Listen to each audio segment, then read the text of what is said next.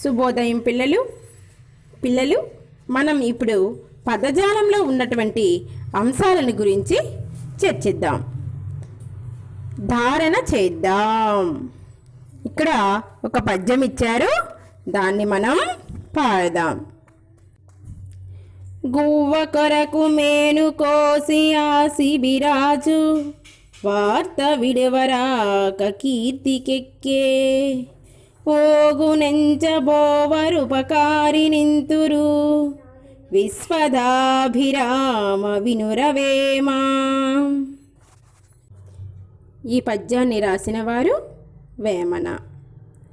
దీని భావం: తన దేహమునే కోసి ఇచ్చి పావురాన్ని కాపాడి శిబి చక్రవర్తి కీర్తి పొందాడు.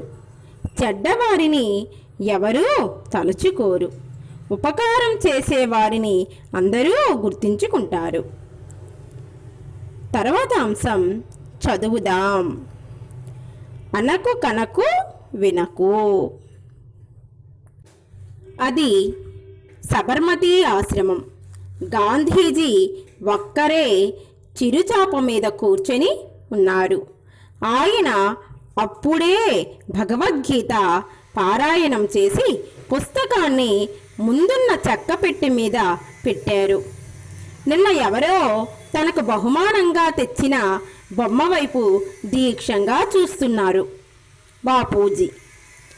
మహాదేవ దేశాయ్ లోపలికి వచ్చాడు. తదేక ధ్యానంగా ప్రతిమ వైపు చూస్తున్న బాపూజీని చూశాడు. ఏకాగ్రతతో ఉన్న గాంధీజీకి వెనుక నుంచి ఎవరో నవ్వుతున్నట్లు అనిపించింది. బాపు వెనక్కు తిరిగి చూశారు.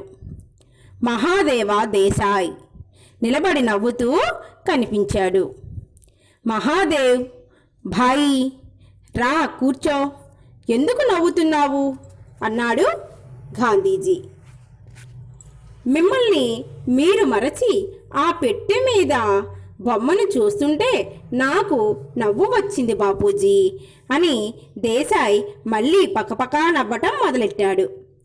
గాంధీజీ దేశాయ్ భుజం మీద చెయ్యి వేసి తట్టుతూ, అసలు ఈ బొమ్మను చూసావా, ఎంత గొప్పగా ఉన్నదో అన్నాడు.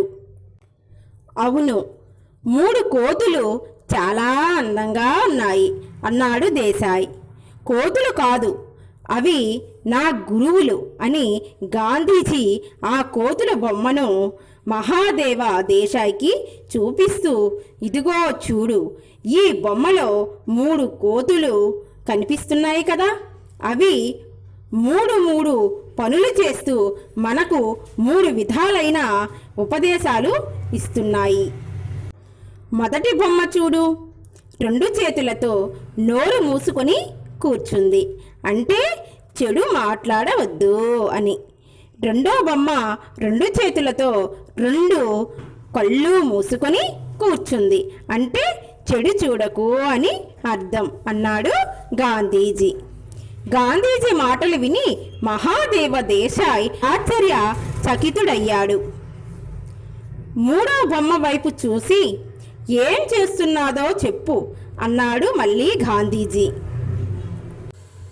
అది తన 2 చేతులతో గట్టిగా 2 చెవులు మూసుకుంది అన్నాడు దేశాయ్. దాని అర్థం ఏమిటంటే చెడు మాటల్ని వినవద్దు అని. అది మనల్ని హెచ్చరిస్తున్నది.